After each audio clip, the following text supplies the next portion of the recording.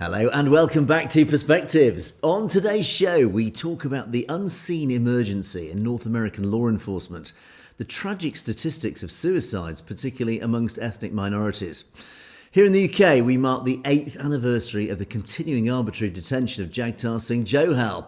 And finally, also here in the UK, as we approach Remembrance Day to commemorate our fallen soldiers, we join the Sikh Military Foundation to pay tribute to the Sikh regiment and highlight the incredible and heroic contribution Sikh soldiers have made throughout their history to the cause of global freedom and democracy. All this and more on today's show, but joining me as always is our very own correspondent in Canada, James Cousineau. Good morning, James. Good morning, Angus, and good morning to our viewers out there. As Angus said at the top of the hour, we are going to be looking at suicides. We're going to be looking at the real serious issue within law enforcement tonight. Tomorrow night, we're going to look at that of foreign students and the risks there. And the reason why is because we are reaching into the fall months where those numbers seem to take a heightened concern because the numbers go up, whether it's because of the rain and the dreary weather, the shorter light throughout the days, the sunshine, and all of those things. So very important. We would love for you to share your thoughts on this topic and others within our comment section. And of course, tonight, don't forget to stick around until the end of the show so that you can find out if your comments made the grade or if we might even have some in our Critics Corner. I don't know. Angus does that, so we'll both be surprised together. Thanks for joining us. Back to you, Angus. Indeed, and James and I together in today's show will be bringing you our perspectives on the daily news affecting the Sikh community around the world. And indeed, at the end of the show, as always, we'll take a look at loads of great comments, so do stay tuned for that. Right, James, let's get underway. What are you going to start us off with this morning? As I said in the intro there, Angus, we are seeing a real trend that is not diminishing, even though more and more awareness is coming out about mental health. The problem is systemic and historic when it comes to law enforcement. They are at between a 2 to 3 times the risk of mental health illness and suicide than the regular population. Now, more officers every year are dying at their own hand than those who are being killed in the line of duty. And we're going to take a look at a special report tonight, and we're going to go over some of these concerns when it comes to law enforcement officers. Why did I think that this was important to hit on? Well, first of all, at this time of year, those issues are more relevant as more people tend to suffer from depression and mental health illness that gets worse as the sun sets earlier. There's less daylight. The weather changes. People are less inclined to be out with peer-to-peer interactions. There is a lot to be said. There's also what's known as seasonal depression disorder, or some other names, depending on where you are. But these are true and real issues that impact all of society. However, with law enforcement, as I said, with a 2 to 3 times greater incidence of mental health illness, depression, post-traumatic stress, and other contributing factors into mental health concerns that can contribute and lead to suicide. Now, law enforcement officers in Canada and the US are at the greatest threat to their life, being suicide, and by their own weapon, the one that they carry themselves. Now, in Surrey, for example, we have the Surrey Police Service. Another reason I thought this was important is because they are really trying to make sure that the police service here in Surrey represents our community. Now, we have one of the largest Sikh diasporas in Canada, and therefore there are a lot of Sikhs who are looking to get into law enforcement here in Surrey. But if you look everywhere, whether it's in the US, in Canada, the UK, and such, Sikhs are there for public service. They're there to help each other. It's just who they are. It's ingrained in them that they help each other as a community. And it doesn't mean each other as in each other to seek. It means they are there for community member to community member, no matter what background you're from. So I thought that it was very important that we take a look at something that is impacting all law enforcement officers. Now, unfortunately, the numbers of suicides are underreported, both in Canada and in the United States, and I would assume elsewhere, and there are many factors for this.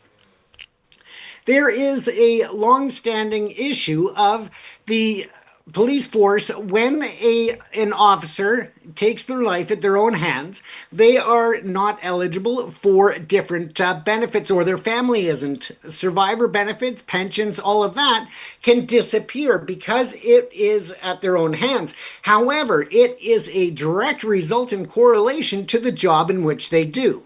This is really an unfair situation that it puts it in. So therefore, a lot of departments and individual officers want to try to make it look accidental, or, other grounds for those deaths. And I'm not saying that they're wrong in doing so. They are trying to protect the families of the officers who suffered from that mental health or that mental stress and crisis where they didn't get help for it. Again, this really contributes to the numbers that we don't have available. However, with the limited numbers that are available, minorities who serve in law enforcement are at an even higher risk of mental health issues and systemic breakdown in supporting them. There are the factors not only within the community, where there tends to be a lot of anger and torment towards officers who are of minority backgrounds, but also within the force, there is still some racism that exists, and that puts more pressure and more strain on the mental health of those officers as well, therefore leading to higher incidents of mental health crises. Now, as we look at this from a North American context, because I didn't have the stats available for other nations, and I would assume that it's probably fairly on par if they don't have aggressive supports in place. Now, research consistently shows that the police officers are facing a higher risk of dying by suicide than civilians, with these deaths often outnumbering those killed feloniously in the line of duty. In 2024, 52 United States law enforcement officers were killed by gunfire.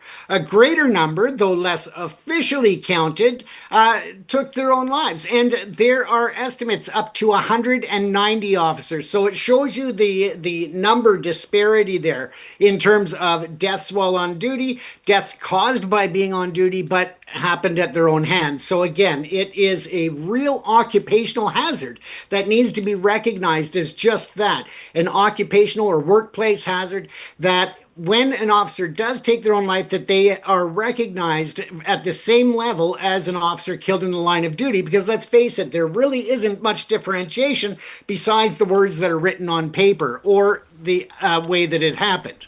Now, of course, this story is not one of an individual failing, but of an occupational crisis, a line of duty death that occurs in the quiet of a home, not the chaos of a street. It's a crisis fueled by relentless trauma, a culture of stoicism that equates to, basically, if they go to seek help, they are met with signs of weakness or the perception that people are going to think they're weak. And that, again, is a part of that systemic failure. That also leaves the protectors of society unprotected from their own psychological wounds. They are dealing with crisis after crisis on a daily basis. And of course, that means that they are seeing things that we may see once or twice in a lifetime in terms of horrific accidents or death scenes and things to that nature, that they are seeing on a semi-regular basis. Now, to comprehend the depth of the law enforcement suicide crisis, one must first confront the data, both what it shows and what it tragically conceals. The statistical landscape reveals a problem of alarming magnitude. Yet, of course, as I said, it's simultaneously plagued by official undercounting, a symptom of the very cultural sickness that it aims to measure. Now, as we move on throughout this, of course, we know that comprehending the depth of the suicide areas, we need to take a look at what I'm calling the American reality, but again, it is definitely a Canadian reality and elsewhere as well. But the problem is underreported and misunderstood. Now, in the United States, the most comprehensive data on officer suicides comes not from the government, but from diligent work of nonprofit organizations. An analysis by the CNA Corporation of data collected by the group First Help, which helps officers and first responders, they documented 1,287 deaths deaths by suicide among law enforcement and correctional officers between 2016 and 2022. So you can see how big of an issue this is. Now, the numbers peaked at 234 deaths in 2019 before dipping during the pandemic, only to climb again to 183 in 2022. And once again, this is strictly in the United States as to the numbers that they were able to access. Now, the figures stand in a stark contrast to the suicide rates in the general U.S. population, which was approximately 14.1 deaths per 100,000 people in 2023. While a precise national suicide rate for police is notoriously difficult to calculate due to the reporting issues, occupational and historical data paint a grim picture of an elevated risk. In 1995 study, and this is how far we have to go back to try and find information that just keeps getting overlooked or understudied. And that study was by the Fraternal Order of Police, and they found a rate of 22 per 100,000 officers. So again, almost double the number, or almost 50% more. Now, the more recent study was a 2023 analysis of the protective service occupational category, which included policing, and found a suicide rate of 51 per 100,000 for men, over twice the rate for males of the general population at 22.7 per 100,000. And again, that was for males. The disparity highlights a profound institutional failure in the data collection. In 2020, the U.S. Congress passed the Law Enforcement Suicide Data Collection Act. Now, this was mandating the FBI to establish a national database to track these deaths. However, of course, with that said, the system relies on voluntary reporting from 17,000 law enforcement agencies in the U.S., a mechanism that has proven deeply flawed. The result is a staggering discrepancy. In 2022, the FBI's official numbers in that system recorded just 50 suicides submitted by a mere 39 police agencies. As I said, out of 17,000 law enforcement agencies, only 39 reported that year. In the same year, First Help confirmed 183 deaths by suicide. So again, these are just numbers that are available, and they are very, very underreported, so it shows the level of this issue. Now, the official data gap is not merely an administrative oversight. It's a direct manifestation of the same cultural barriers that prevent the officers from seeking help in the first place. The institutional reluctance to report these deaths mirror the individual officers' fears of acknowledging psychological distress.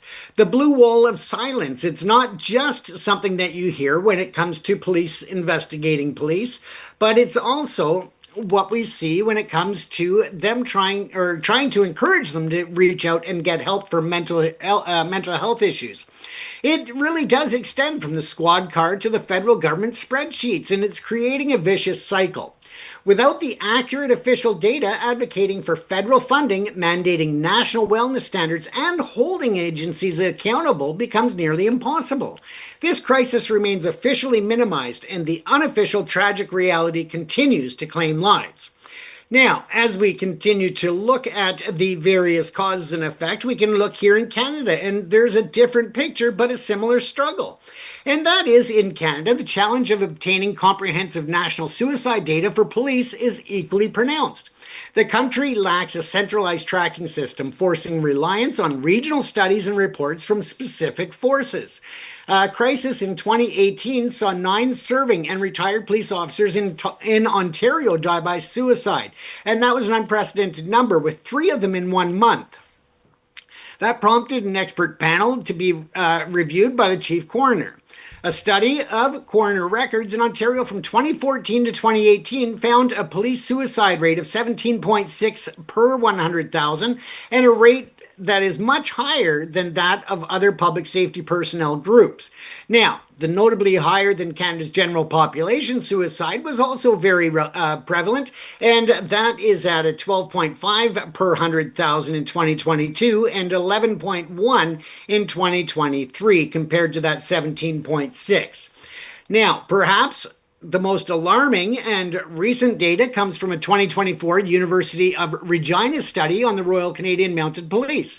The research revealed that serving RCMP members are more than 3 times as likely to have contemplated suicide in the last year and more than 5 times more likely to have planned it compared to the general Canadian population.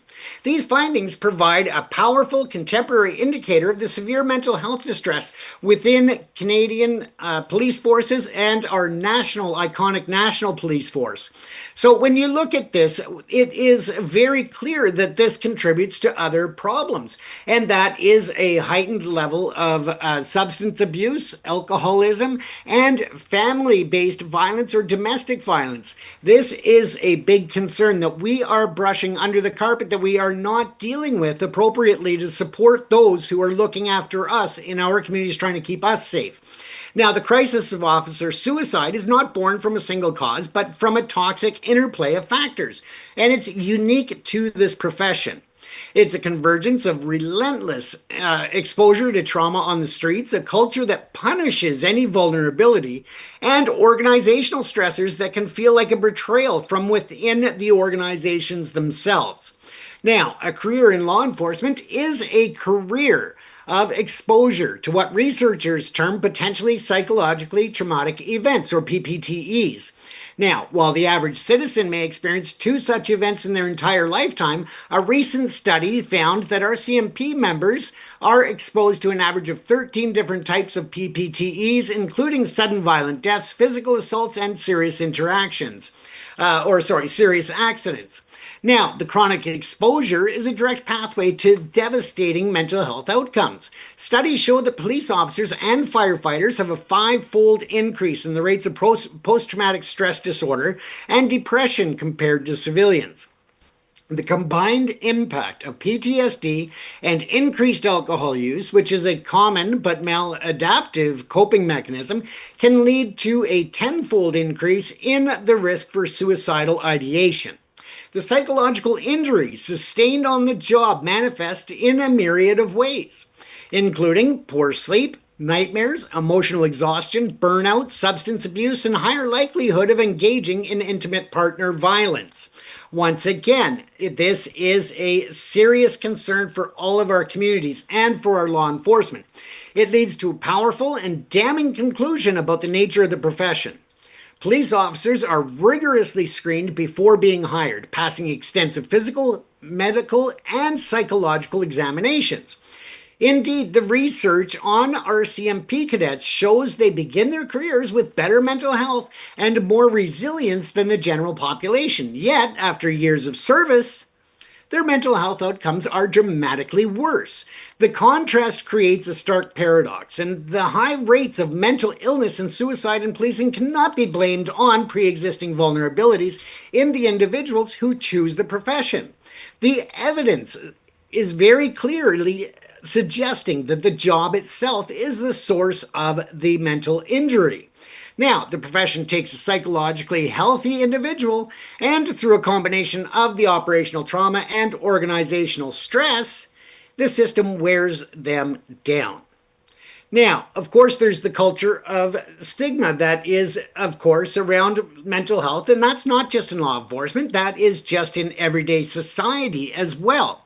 And it is a major concern. And we're going to just kind of jump through the rest of this report, just cherry picking a few points because we don't want to go way over time here, but I thought it was important to look at.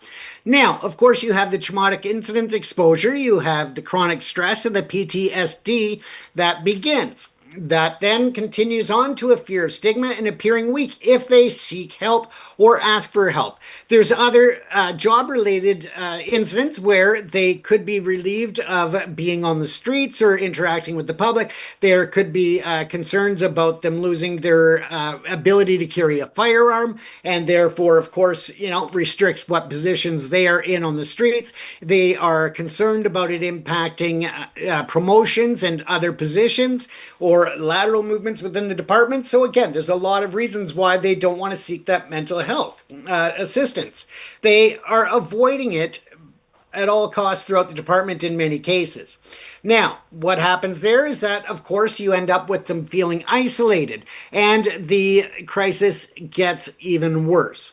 Now, layered on top of the operational trauma is a deeply ingrained occupational culture that often blames or becomes a primary risk factor. And that is that police culture values strength, self-reliance, and the rigid control of emotions in an extreme degree. Within this framework, acknowledging psychological struggle or seeking help is often perceived as a sign of weakness, a character flaw, or a failure of that individual's ability to cope on their own. And the common refrain, what they refer to as "suck it up, buttercup," is not just an anecdote, but evidence of a harmful mindset that isolates officers when they are most vulnerable. Now, this fear of being judged is not unfounded. Officers, as I said, worry about a lot of different parts of the repercussions that can come back at them in position of, everything from lateral movements to promotions and where they are at that time. Now, we're going to jump down here a bit because we are running a little long on this, but again, it's an important one to look at. And by all means, you're welcome to take a look at our Substack page. It will be posted on there. I've been a little behind in the last week in getting our posts up there, but I will get them caught up in the next 24 hours.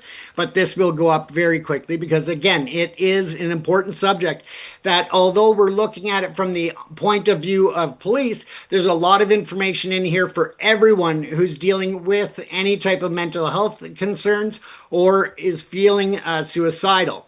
If you are in a position or know someone in a position where they are feeling that they need to reach out for help, for anyone in Canada, you can dial 988. That is the Suicide and Crisis Lifeline, and that can help you there. For law enforcement officers, you can check out just search the Badge of Life Canada or Blue Help, and they can help you as well. And that includes, it'll bring up resources for our friends south of the border as well in the U.S. in law enforcement. So once again, very important to look at. Now, I just wanted to quickly cover a couple of innovations and support in Canada that are working towards dealing with this problem as well. And that is Canadian Police Services, particularly the RCMP, have developed a comprehensive suite of internal resources. These include a peer-to-peer program, a specialized support for operational stress and injuries program, as well as other interdepartmental resources that are there. Now, the National Reintegration Program has also been introduced to help officers returning to work after an extended absence, whether that is due to mental health concerns or other reasons why, they may have been injured on the job or so forth and been off for a while. So this helps them to reintegrate and to get mentally ready to go back on the job as much as physically. Now, alongside these internal programs, a network of external peer-led organizations has also emerged as a critical lifeline. These are seen as very successful because they are away from the department in itself, and they have a lot more ability to be confidential and to keep those discussions and conversations and peer interactions within the group so that they're not getting reported on their employee files or so forth. And again, groups like the Badge of Life Canada, the Boots on the Ground organization, they offer anonymous 24/7 peer support from current and retired first responders, so they know where these officers are coming from and what they're going through. So it really does provide a confidential outlet for officers who fear the internal systems and internal reporting. The potential for well-designed programs to save lives is powerfully demonstrated also by Together for Life. That is a suicide prevention program implemented for the Montreal Police. In the 11 years before that program began, the force's suicide rate was 30.5 per 100,000 officers. Yes, 30.5. Now, in the 12 years following the implementation of this program, which involved training for all officers, a volunteer helpline, and a publicity campaign, the rate plummeted to by 79% to just 6.4 officers or suicides per 100,000. So again, during that same period, suicide rates from Quebec's other police forces saw no significant change, and that really suggested that this program was a decisive factor. So again, a great program that other law enforcement agencies around the country and around the world could look at to cut down on those rates. Now, if you are the spouse or a child of a law enforcement officer who is suffering from mental illness and also maybe exhibiting aggressive behavior that's not normal, this is potentially a reason for that. And for you to have the opportunity to sit down with them when they're calm, not during a fit of rage or anger or frustration, but to be able to lead them towards some of the programs that are out there is a huge benefit. But if you, as a family, a friend, or so forth of someone in law enforcement understands the real issues here, then that gives you the opportunity to be able to understand and to speak with them with empathy and understanding and without any type of judgment, and that is what really counts. And also, the officers may not realize that there are programs outside of their own force and outside of their own little group there that could help them with, all of these issues, but in a confidential way that's at arm's length from the police department itself, and therefore reduces their fear and their concern for the long-term impact. Angus, it is a big issue, and as I said, the minority officers are at an even higher risk, and that is something that we wanted to make sure that we do our part to bring mental health wellness and awareness to police officers around the world. Yeah, it's tragic, and I have to say it's horrifying, the statistics, the actual numbers when you see it in simple black and white numbers. How many officers are being affected by this? It's horrific, and it's understandable because, of course, as you rightly pointed out, what these guys see, and ladies, of course, but what they see in their line of duty on a daily basis is stuff that we couldn't even begin to imagine. I once worked with a firefighter, and he told me some of the stuff that they saw on a daily basis. I never even thought about some of the stuff that he'd seen, and this is what these guys have to live with. So it is no wonder that they are pushed literally to the limit. And the terrible tragedy of this, every single one of those deaths is preventable. These aren't deaths in the line of duty for whatever reason. These are preventable deaths had somebody intervened, recognised it, and intervened at an appropriate time and brought them back from the brink. So again, it's tragic for the families as well that are left behind. So again, it's just deeply sad. And of course, it's always there's the PTSD element, there's the trauma element in the line of duty, but there's also, as you rightly pointed out, we call it SAD, S-A-D over here, seasonally adjusted depression or something. Anyway, but it is to do with the darkness, the dark winter months. It does it. I know people who are affected, genuinely affected by the short days, the endless nights. It's deeply depressing. If you are vulnerable to that, it is enough to push you to the brink.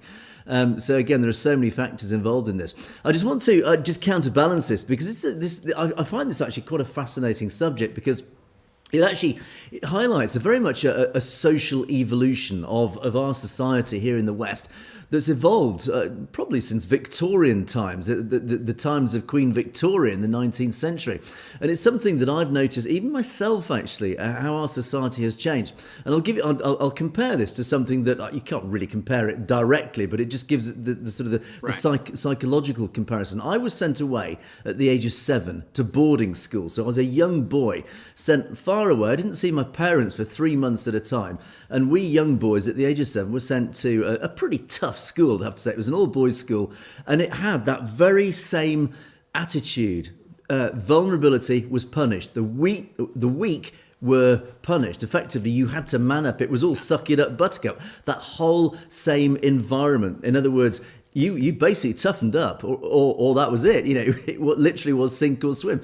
And it was character building. It strengthened you. It made you very strong, independent. It really built a psychological resilience that has stayed with me to the present day.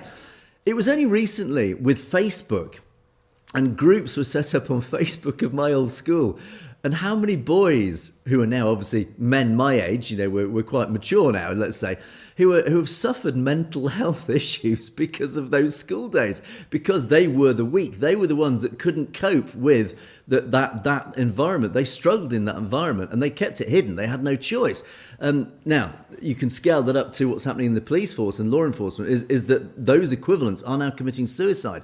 And sadly, and I saw some of my friends who were deeply psychologically scarred to the point of mental illness at our age now because of those traumas that we suffered as children. And that really highlighted to me that you don't notice it. If you're fine with it, you don't notice it. But there are people in our society who have to go through these traumas and eventually manifests itself in these terrible outcomes. And the point of a civilized society is to recognize these outcomes. Now, it's interesting from an anthropological sort of perspective is that in Victorian times, these systems worked in that culture because the British built an empire based on men who sucked it up, basically men who were built as men and the weak were cast aside. It was a very natural selection. It was nature at its purest form. In other words, our societies back in the day were ruthless. You either sunk or you swam. There was no in between. Yeah. And if you sunk, tough, that's it, you were left behind. And it was that strength, that core that built empires. It was that ruthless streak of our societies that made our societies succeed, built empires, etc. But what differentiates us now, I've even seen this over our lifetime, how society's culture, particularly here in the West, has changed. And this contrasts with, I would say, third world cultures, which don't do this, have not recognized this, is what now differentiates a first world country, amongst many other things, is how we treat the weak in our society. And I say the weak, that's not right. a pejorative term.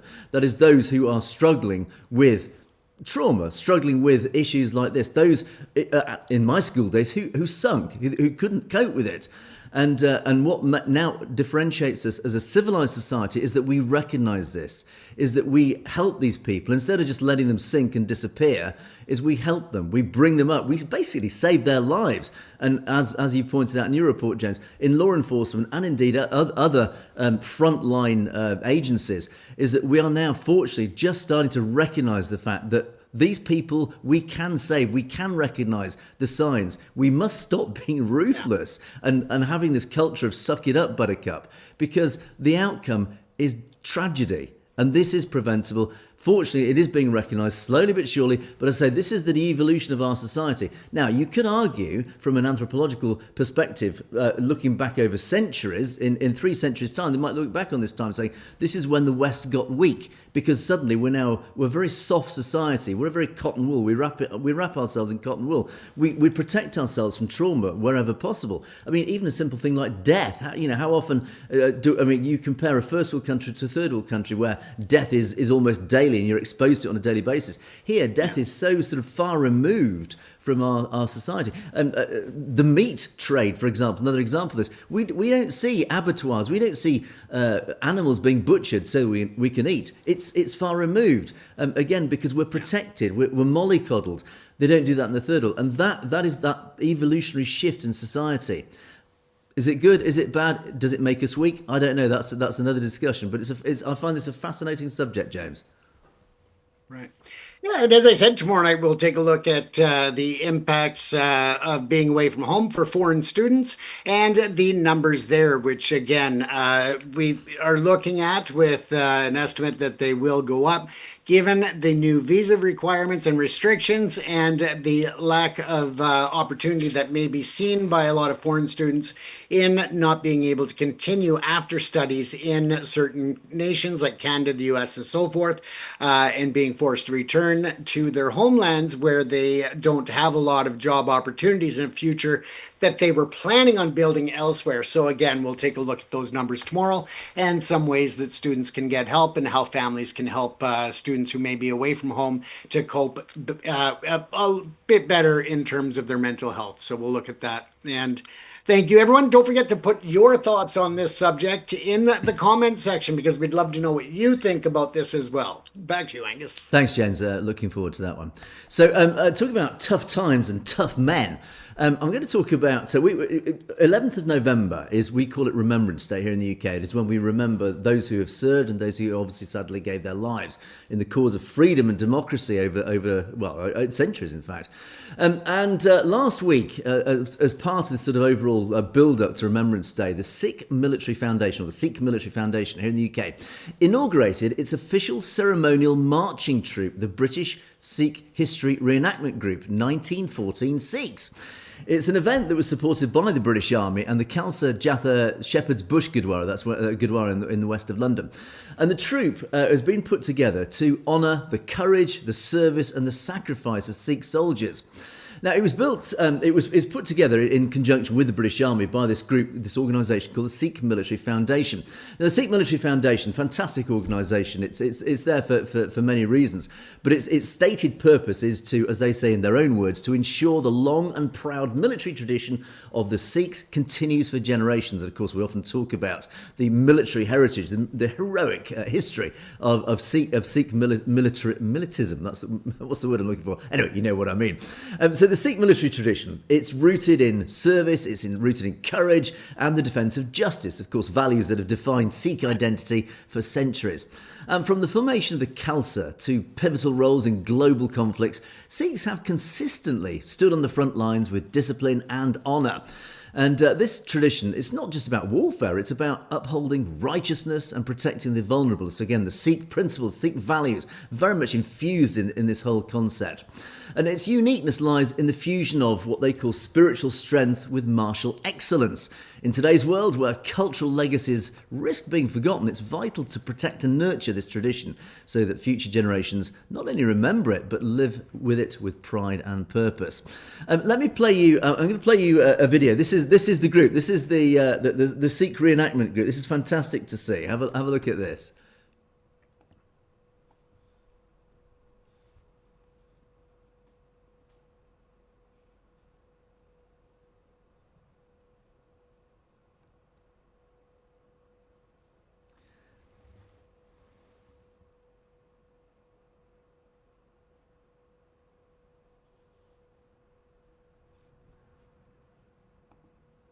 Now, for some reason, we've got no sound. But anyway, this is a film produced by the British Forces Broadcasting Service, BFBS. As you can see, this is the reenactment group in their World War I uniforms. Absolutely fabulous to see. Now, the Sikh regiment itself, it's an infantry regiment of the Indian Army currently in today. It's the most highly decorated regiment of the Indian Army. I mean, that speaks for itself. And in 1979, the 1st Battalion was the Commonwealth's most decorated battalion, that's the British Commonwealth, with 245 pre-independence and 82 post-independence gallantry awards. The numbers are astonishing, actually, when it was eventually then transformed into the 4th Battalion Mechanised Infantry Regiment. Now, the 1st Battalion of the regiment was officially raised just before the partial annexation of the Sikh Empire back in 1846 by what was then the British East India Company. And currently the Sikh Regimental Centre is located in Jharkhand. Now, the modern regiment traces its roots directly from this original 11th Sikh Regiment of the British Indian Army. Now, when it was eventually transferred into the Indian Army, that was around about partition time, like its sister regiments, the numeral prefix in the case of the Sikh regiment, that's the number 11, it was removed, extra battalions were raised, transferred or disbanded to meet the Indian Army needs. So with a humble beginning of only 2 battalions, today we have 19 regular infantry and 2 reserve battalions in the Indian Army. And the 6th Battalion itself is actually the ceremonial battalion of the President's Palace in India. But of course, one of its greatest sort of parts of its history was when it was part of the British Indian Army. And of course, the history is wonderful. I'd say this with great pride. I've served with the British Army, and the story of the Gurkhas is well known. The Gurkhas were invited into the British Army because when we came up against the Gurkhas, they fought so heroically. We respected them as fellow soldiers. We said, look, we want you to fight with us, not against us. And so that was that great history. But very few people actually outside side, the Sikh community realised that the same story applied to the Sikhs with the Sikh Empire. Is that when we came up against the Sikhs in the Anglo-Sikh Wars, we were so impressed by the heroic bravery and courageous military capabilities of the Sikhs that we had the same story. We said, look, let's declare peace between us. Okay, sadly we annexed the empire, but we invited Sikhs into the British Army because we had such a deep respect as soldier to soldier. We respected their capabilities. So as part of the British Indian Empire, Indian Army, the Sikh regiments fought all over the world in many conflicts, including the Second Opium War in China, the Second Anglo-Afghan War, and many campaigns on, of course, the Northwest frontier, and the First World War particularly, where they really distinguished themselves. They served on the Western Front in some of the key battles like Gallipoli, Mesopotamia campaigns. In between, we had the Third Anglo-Afghan War, and then in the Second World War, they served in North Africa, Italy, the Burma campaigns. That's where my own grandfather fought alongside with them. And in all those campaigns, they earned countless gallantry awards and battle honours in the process. Now, in terms of numbers, in World War I and II, over 500,000 Sikh soldiers are believed to have served in various theatres in those two conflicts, in Burma, Italy, North Africa, Europe and the Far East. And in some battles, like those of Malaya and Singapore, Sikhs made up over 60% of the Indian troops fighting against Japanese forces. So again, you can see how disproportionately they were represented amongst Indian troops, because of course India was part of the Commonwealth at the time. We drew upon India, and of course it was the Sikhs, as always, who stepped up, and they took up 60%, despite being only a tiny percentage of the Indian population. They took up 60% of Indian troops fighting against the Japanese. Sadly, over 83,000 turban-wearing Sikh soldiers gave their lives during those two conflicts, and over 109,000 were wounded in both world wars. Now, of course, they do continue to serve. Sikhs continue to serve heroically and very honourably in the Indian Army. And during and of course they've got involved in all sorts of conflicts that India themselves have been involved in since partition. And of course that included the Indo-Pakistan War of 1947-48, the 1st Battalion of the Sikh Regiment. It was the first unit to be airlifted to Srinagar to aid in the defence of the Kashmir Valley against Pakistan irregular forces. Of course they were there at the front line, of course they would be. Battalions of the Sikh Regiment also fought in the Sino-Indian War in 1962. If those interested in that, look at my podcast I did with Layla Gulen 2 or 3 weeks ago, where we covered that sort of story of the Sino War, the Indian Sino War. And the Indo-Pakistan Wars of 65 and 71, and then the Kargil War in 1999. And about 5,000 Sikh soldiers, and some belonging to the regiment. Also, this is an interesting side note, 1984, a very important point this. 5,000 Sikh soldiers mutinied after the storming of the Golden Temple, Operation Blue Star, and the Sikh Regiment's 9th Battalion was disbanded after a large number of its troops mutinied at that time. So again, totally understandably, Sikh soldiers are really, they are loyal to Sikhi first, and to India second. And again, that's a bit of a warning shot to India going forward. They need to be aware of this. And then part of this reenactment, I just want to play you an interesting video. This is a nice sort of heartwarming video. This is a veteran, a Sikh soldier veteran. Have a look at this. Paji's getting all his medals ready. No messing about here, Paji, today. I'm Jagtar Singh Johal. I'm from Leicester. I enlisted in 1972, and I've been all over the world. And the medals that I'm wearing on the left are what was awarded to me. On the right are my grandfather from the First World War and my dad from the Second World War. Well, we're here to see the contribution the Sikhs made during the First and the Second World War. We're looking at both the wars, but they wouldn't have been achieved without the support of the Sikh troops.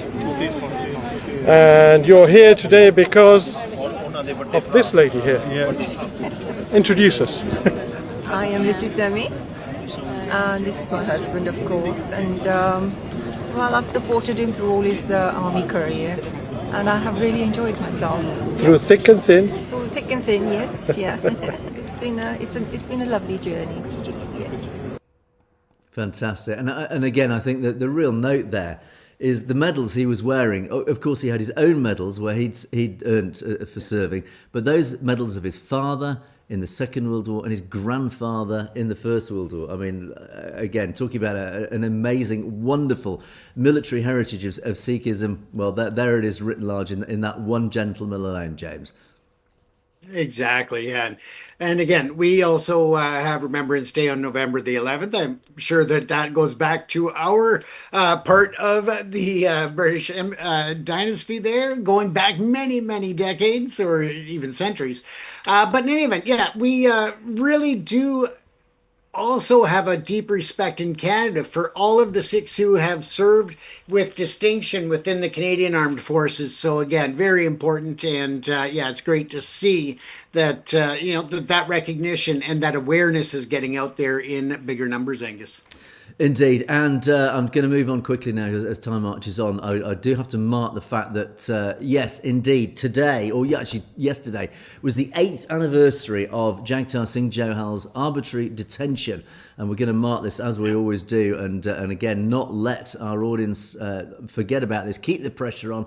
Our own government, the British government here, still remains absolutely shamefully silent about Jagtar Singh Johal. 8 years since this gentleman was arbitrarily detained. What did he do wrong? He was collecting information about extrajudicial murders on behalf of the Indian state against young Sikh men in the 1980s and 1990s. As a result of doing that basic collation of information, of evidence, when he set foot in India to get married, he was then bundled into the back of a van, never to be seen again. We know he's been tortured and he remains in prison, still awaiting any formal sentencing after 8 years. It is an absolute stain, a shameful stain on India, and it is also a shameful stain on the British government, who remain to this day producing no results. He's still in prison.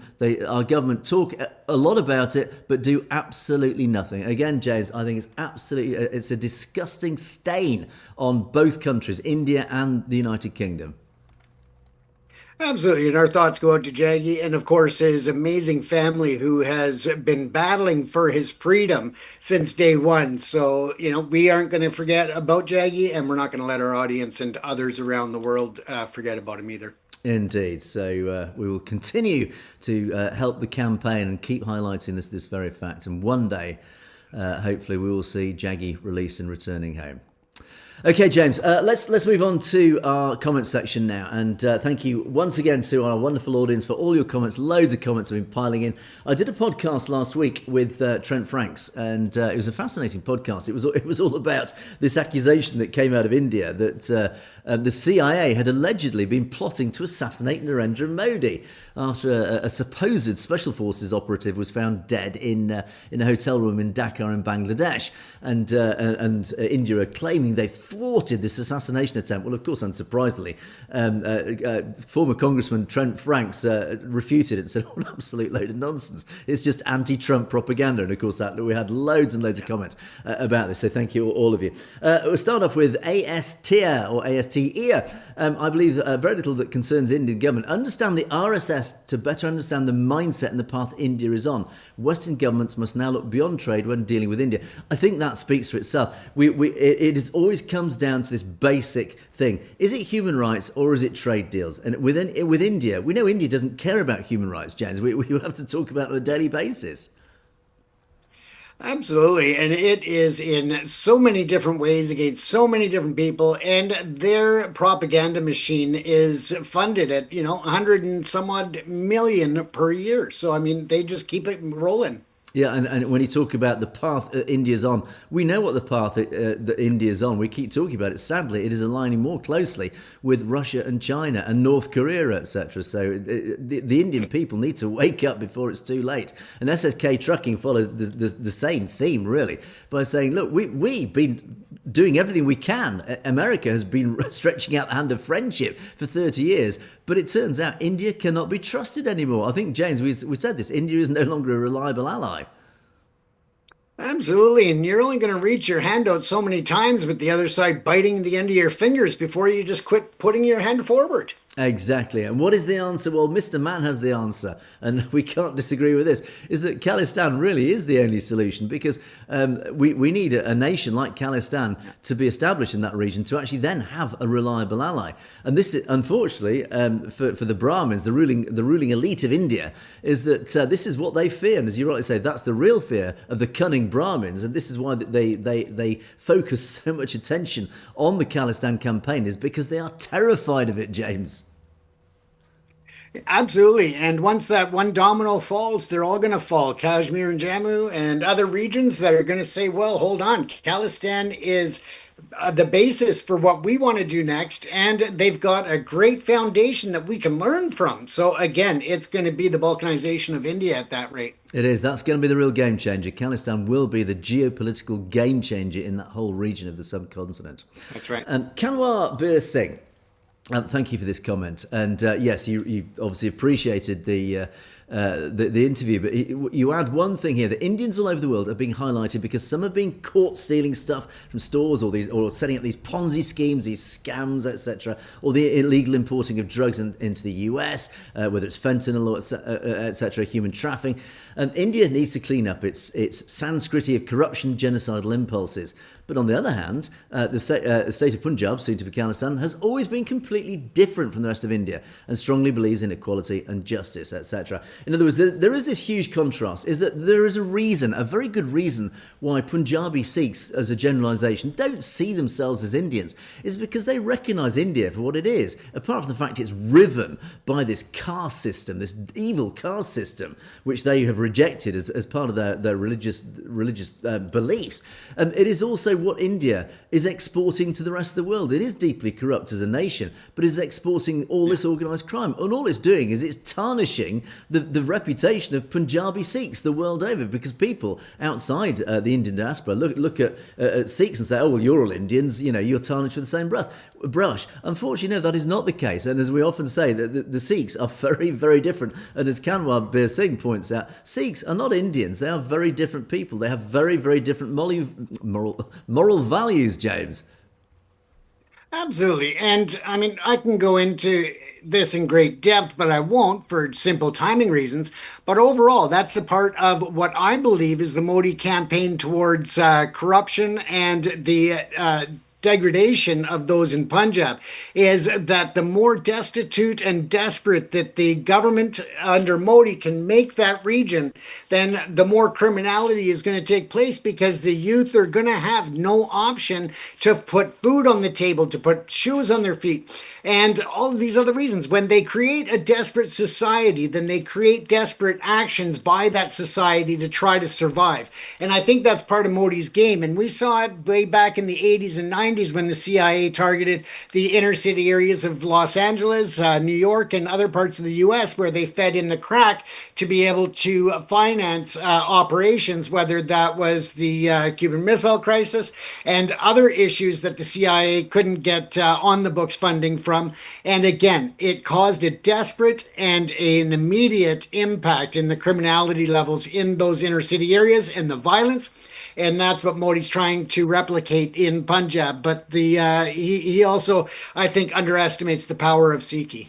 Indeed. As I say, India's greatest export at the moment is organised crime, sadly. Bobby Singh says, thanks for bringing out the true face of India's propaganda.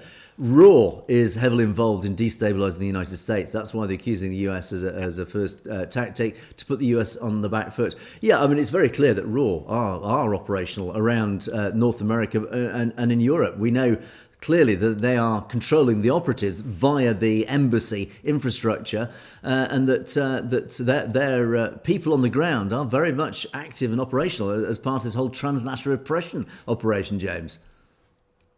Absolutely. And, it's something that we see again and again and again, and then we talk about over and over and over, Angus, and that is India using that stance to try to muddy the waters so that the other side doesn't get a chance to clear them.